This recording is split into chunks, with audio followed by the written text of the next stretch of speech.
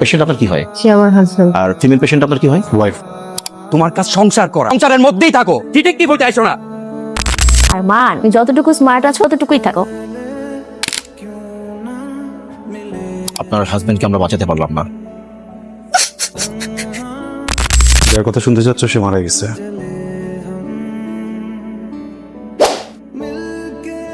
আমার যেতে ইচ্ছে করছে না, ইচ্ছে করছে এই ভ্যাকেশনটা যদি আনতে হবে আরো কিছু। আজকে আমরা না যাই, ঠিক যাও না। কি করবো? ওরেন মিটিং করে গেছে। আরে দূর। মেহেরিন নামে একটা পেশেন্ট আসছে মনে হয়, অ্যাডমিট হয়েছে এখানে। একটু ডিটেলে বলুন। আমার কাছে ফোন আসছিল একটা অ্যাক্সিডেন্ট কেস। ও হ্যাঁ, উনি তো এখন আইসিইউতে আছেন। 48 ঘন্টার আগে কিছু বলা যাচ্ছে না। অ্যাক্সিডেন্ট হয়েছে কিভাবে? সেটা তো আমি বলতে পারবো না। বেরিতে আরো একজন ছিল। পেশেন্ট কি হয় আপনার? আমার ওয়াইফ। কে ছিল সাথে জানেন? সাজিদ হায়দার। ওখানে ওনার ওয়াইফ বসেন। Serious consequence of traumatic brain injury. অ্যাক্সিডেন্টের কারণে ব্রেনের উপর একটা ফোর্সফুল ইম্প্যাক্ট পড়ছে। দুজনের অবস্থা একটু ক্রিটিক্যাল। ইন্টারনাল রিং এর কারণে অক্সিজেনের লেকেন্সি হয়ে গেছে। ব্রেনেও কিছুটা ড্যামেজ হয়েছে। মনে করছি যে 8 ঘন্টা বা 72 ঘন্টার পরে কিছু হতে পারবো।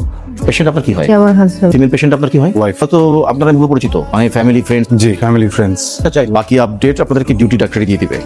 কি অবস্থা ওর? আইসিইউতে 20 ঘন্টা অবজারভেশন থাকবে। ব্রেন হ্যামারেজ হতে পারে। কিছুই বুঝতে পারলাম না। বাবা মা মরে যাওয়ার পর আমি একজন সাপোর্ট হয়েছিল। ওর কিছু হয়ে কোথায় যাবো, কার কাছে যাবো? তুমি ওর সাথে ছিলে না? অফিস কলিগ ছিলেন। গাড়িকে চালাতেছিল, কাটা কই?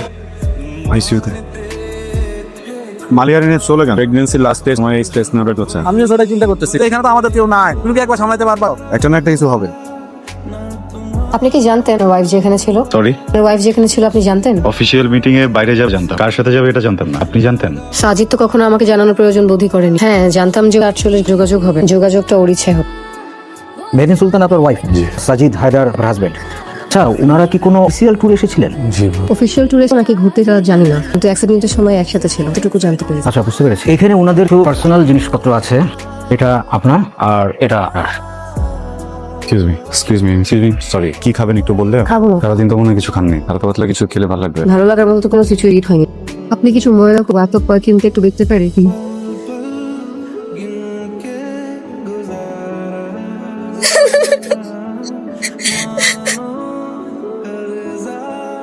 আজকে প্রোগ্রাম ছিল না? প্রোগ্রাম তো ডেইলি থাকে, এটা নতুন কি? শার্টটা একটা ডিফারেন্ট পারফরম্যান্স স্মেল পাচ্ছি।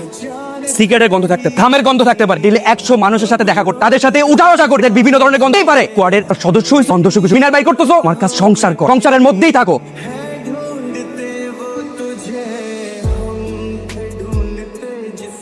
আপনার হাজবেন্ডের ফুল নাম কি জানতে পারি? সাজিদ হায়দার। এনআইডি কপিটা থাকলে আমাকে একটু পাঠানো যাবে? দিচ্ছি।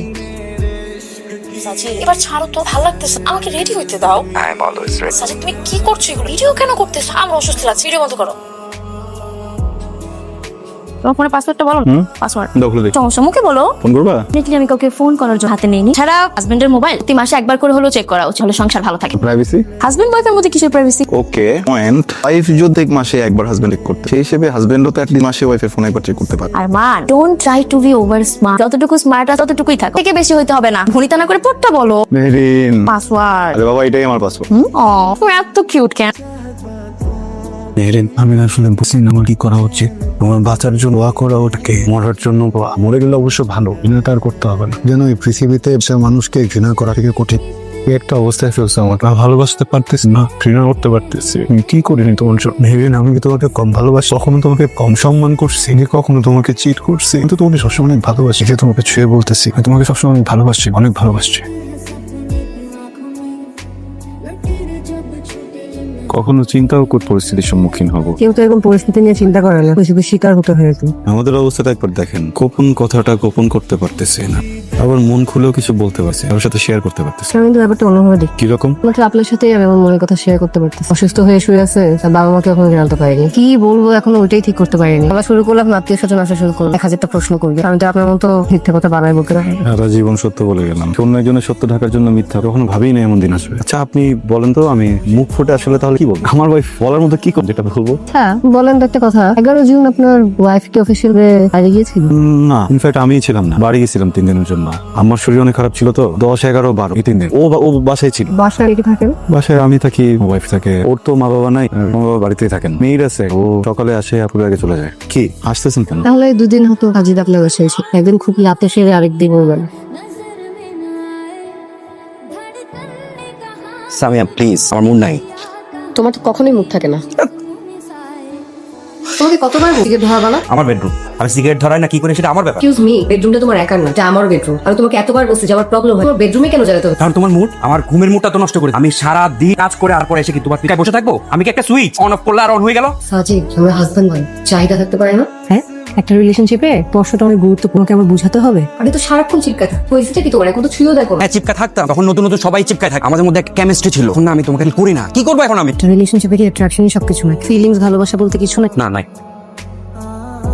সবগুলো রিপোর্ট চলে এসেছে। আমার যেটা মনে হয় ওদের সাথে আলাদাভাবে শেয়ার করলে ভালো হয়, তাই না? সব ওনার সামনেই বলতে পারেন, সব জানেন। কি জানে? ইনভেস্টিগেশনে যা যা বের করেছেন এসব। তাহলে তো আপনারা বুঝতেই পারছেন। যাই হোক, ভালোই হলো। আমি আরো পজিটিভ ফিল করছিলাম, আপনারা বিষয়টা সহজভাবে নিয়েছেন। দেখেন, আমরা আসলে কোনো বিষয়কে সহজ করে দেখিনি, কিন্তু আমাদের আর কি করার আছে? এই জন্য যেই সিচুয়েশন আসতেছে নিয়ে চলতেছি। আর কি করবো বলেন? যদিও এটা একটা অ্যাক্সিডেন্ট কেস, তারপর তদন্তের সাথে এগুলো বের করতে হয়েছে। আপনার স্ত্রী মেহরিন সুলতানা আর আপনার হাজবেন্ড সাজিদ হায়দার, ওনারা দুজন 2 তারিখে এখানে আসেন। তারপর হোটেল গ্র্যান্ড টাউনের 213 নম্বর রুমে একই সাথে অ্যাজ এ কাপল। হোটেল কর্তৃপক্ষের স্টেটমেন্ট, আইডি আর বাকি সব মিলে আমরা কনফার্ম করি। এরপর তারা এখানে 2 দিন থাকেন। 4 তারিখ ভোরবেলা সম্ভবত সাজিদ সাহেবের গুরুত্বপূর্ণ অফিসিয়াল কাজ। এরপর বাকি বিষয়গুলো রয়েছে।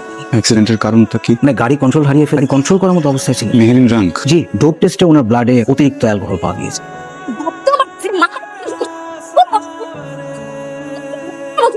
টকিং টু ইউ, কথা বলো। কোনোদিনও মত বানা হুয়া দিবা না নি বানা মত গিলা আসছো কুত্তে নাকি ছিলাম না, কিন্তু তুমি ভোট কিছু আর ওয়াদা ভাঙ আবার সরি বল সরি মাইল আরো বেশি এজন্য মারতে পারতে একটা মাতার সাথে আমি সংসার করব। আমি আর তোমার সাথে সংসার করব না। আর মানে আমি আমার বাপের বাড়ি চলে যাব। তুমি তোমার মত নিয়েই থাকো। আরে তুমি আমার করতে পারো না। আমি একটা মাতার সাথে সংসার করতে পারবো না। আমি ভালো করে তোমার কথা আমি শুনো।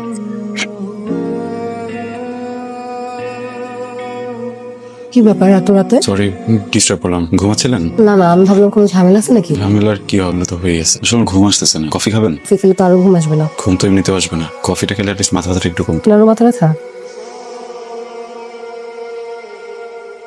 জানেন, আমি বাবা মার সাথে সম্পর্ক করে সাজিদের কাছে শুনলাম। বাবা আমাকে সাজিদের সাথে বিয়ে দিতে চান। আমি জিদ করেছি। ইনফ্যাক্ট বিয়ে ভেঙে জিদ করে চলেছে। একদিনের নোটিস ওকে বিয়ে করেছি। ওরা পাগল ছিল আমার জন্য। ইট ওয়াজ ক্রেজি ফর লাভার, যেটাকে বলে। অনেক ভালোবাসতো আমাকে। ভালোবাসাটা আসলে অতিরিক্ত ভালো না, পরে কষ্টটা অতিরিক্ত হয়, যেমনটা এখন আপনার হচ্ছে।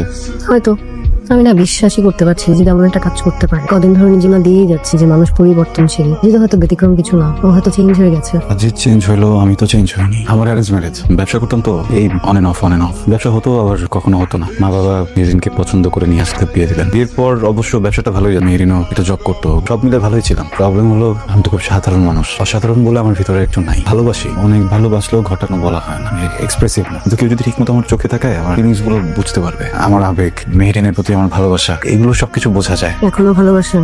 ভালোবাসা তো আসলে গাছের মতন, এতদিন সবুজ ছিল, ফুল ফুটতো, সবকিছু সুন্দর ছিল। এরপরে ঋতুর সাথে আস্তে আস্তে সব পরিবর্তন। হয়তো বা পাতা ঝরে গেছে, ফুল ফোটে না, গাছটা আগের মতো সুন্দর না থাকলেও রয়ে গেছে। একদিন হয়তো ওই গাছটা আর থাকবে না। ভালোবাসার সাথে সাথে নিজেরও বিলীন হয়ে যাবে। এক মিনিট। জি। আমি ভুলে ক্যাশ ফেলে গেছে। মেডিসিন কেনার মতো আমি ওকে দিয়ে দিচ্ছি।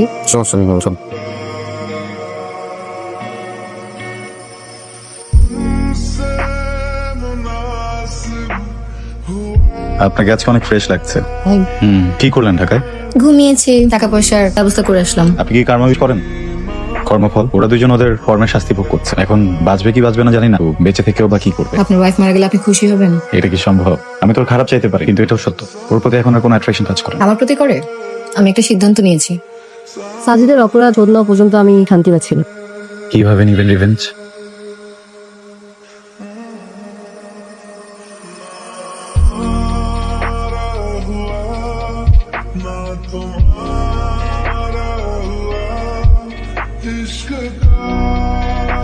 সরি, আমি সেটা করা ঠিক ইচ্ছে। আমারও তাই মনে হচ্ছে। আপনার হাজবেন্ডের শারীরিক অবস্থা খুব খারাপ, হাসপাতালে চলে আসুন। ও miss Samiha, we are extremely sorry, আপনার হাজবেন্ডকে আমরা বাঁচালাম না।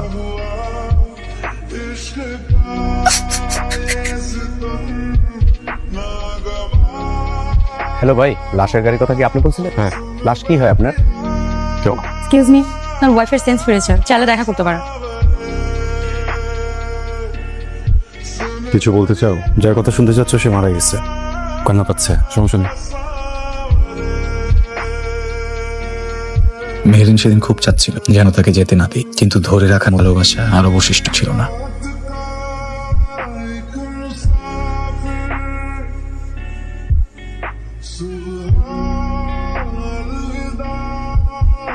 জীবন মাঝে মাঝে অদ্ভুত। হ্যাঁ তবুও সামনে এগিয়ে যেতে হয়।